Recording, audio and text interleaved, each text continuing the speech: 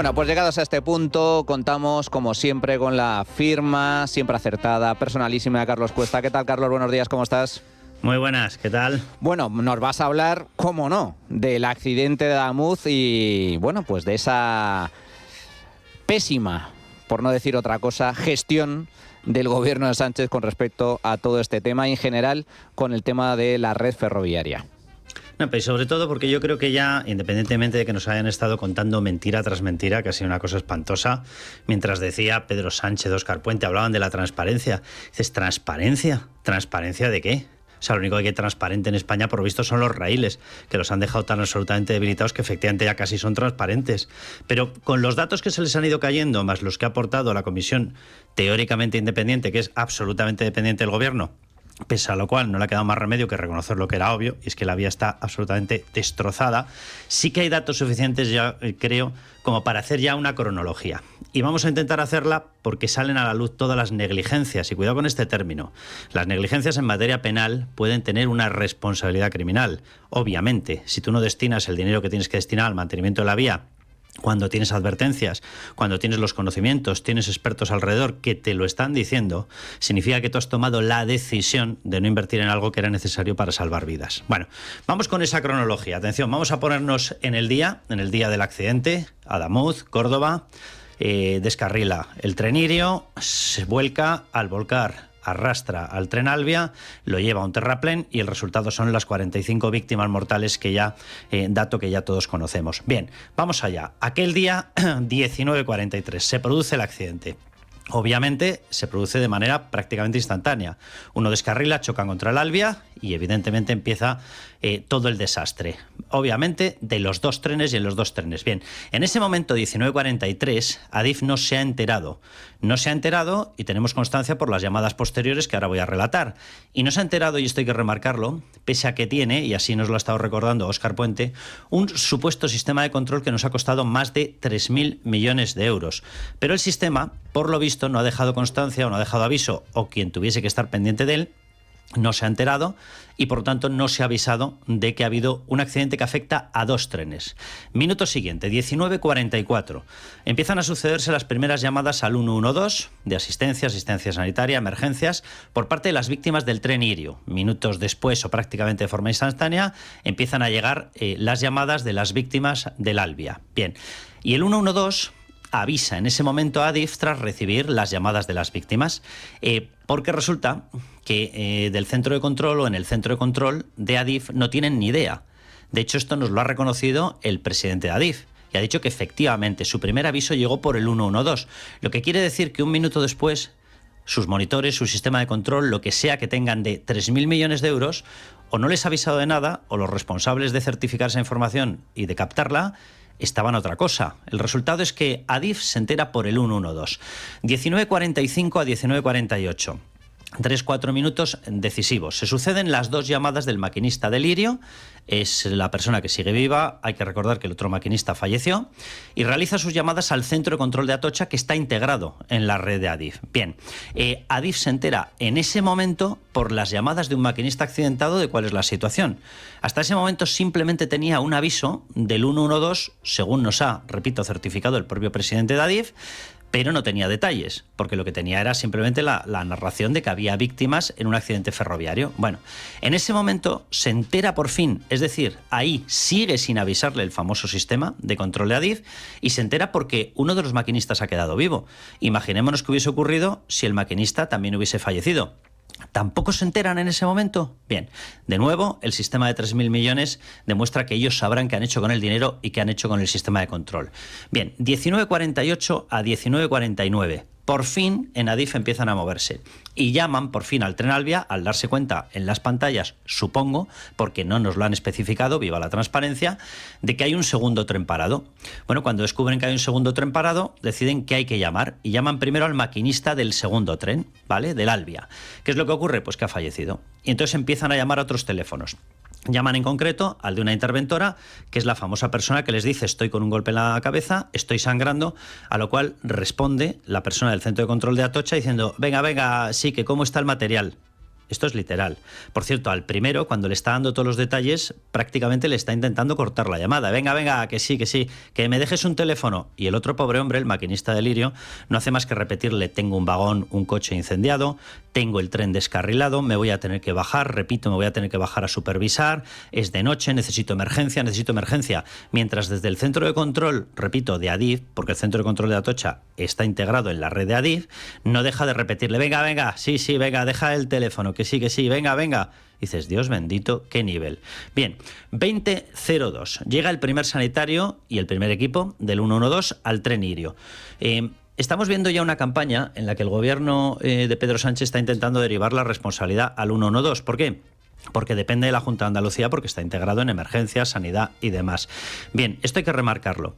Las 20:02 significa que el primer equipo de asistencia llegó solo 19 minutos después del accidente. Esto es importante.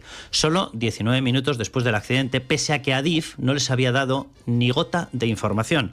Pese a lo cual, claro que llegaron. Y claro que llegaron a tiempo, y claro que llegaron rápido. En los próximos días, Manuel, veremos clarísimamente cómo van a incrementar los ataques contra el 112 para intentar derivar responsabilidades. Esta idea tiene que quedar muy clara. Llegaron en 19 minutos en una zona de campo, en una zona rural apartada, pese a no tener indicaciones concretas. Solamente tenían las de las víctimas. Bien, sexto paso. Las 20:03. Se suceden las llamadas entre Adif y Renfe. Cuidado que estas son muy importantes. ¿Qué demuestran? Bueno, pues prueban que aún en Adif y en Renfe no tienen claro qué es lo que ha pasado en el Albia, el segundo tren. Hablan en las conversaciones de frenazo, no hablan de descarrilamiento. Nadie llamaría frenazo a un descarrilamiento, a un accidente mortal. Frenazo es un frenazo.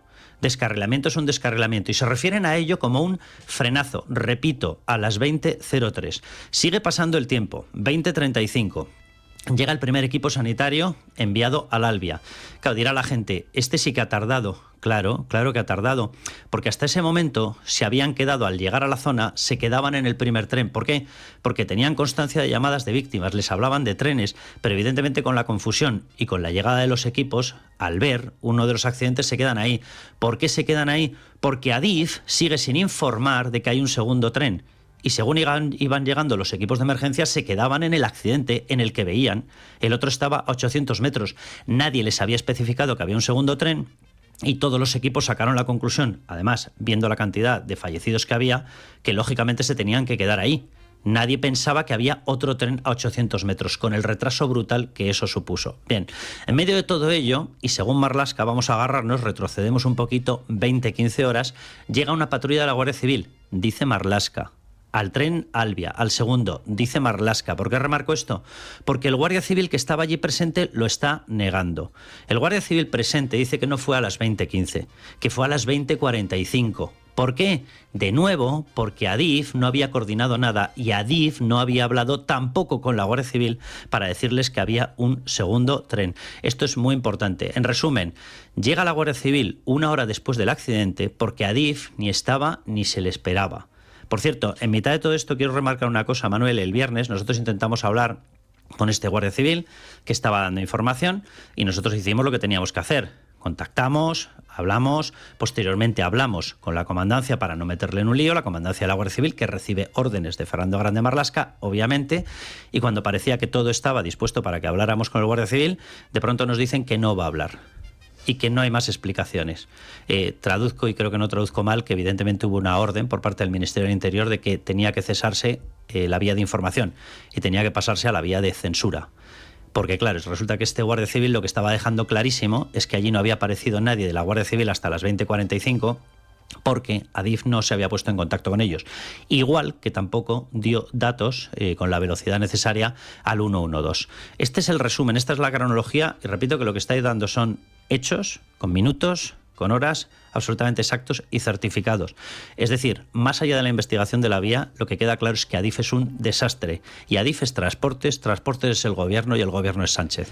Tal cual. Causa y gestión. La causa del accidente, Irio descarrila en Adamuz como consecuencia de la rotura de una vía, fruto a su vez de falta de mantenimiento. Y luego está la gestión del accidente, descoordinación absoluta por parte de Adif, también fallan los protocolos y la prueba inequívoca de esa descoordinación es que ese guardia civil que finalmente llega al Albia es avisado por un pasajero del Alvia, que tiene que salir del tren y ir caminando hasta Lirio para avisar a la Guardia Civil allí presente de que, oye, que señor agente, hay otro tren descarrilado con heridos y con muertos. En fin. Una cosa, Manuel, una cosa importantísima, hemos visto todos, y nosotros además hemos sido los primeros en pedir responsabilidades, porque hay que hacerlo, a todos los políticos, sean del partido que sean, de qué es lo que ha pasado con los tiempos y con las demoras en las inundaciones de Valencia, ¿verdad? Bien, lo que acabo de narrar es un caso similar o más grave.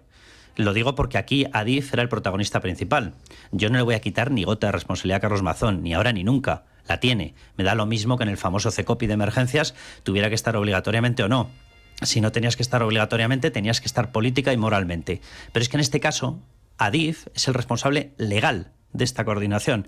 Espero que en el Partido Socialista tomen nota, ¿no? Digo yo. Perdamos toda esperanza. Sí, Carlos... sí, era retórico, sí. Carlos Cuesta, como siempre, un auténtico placer. Muchísimas gracias. Te escuchamos de lunes a viernes en la noche de Carlos, en la noche de Cuesta. Fuerte abrazo, Carlos. Un abrazo enorme. Gracias.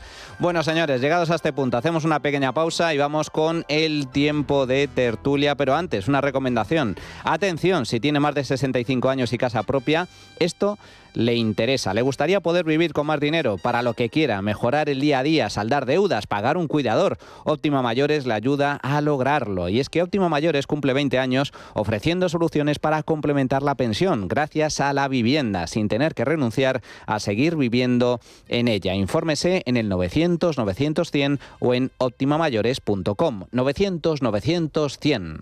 La Trinchera de Llamas. Es radio.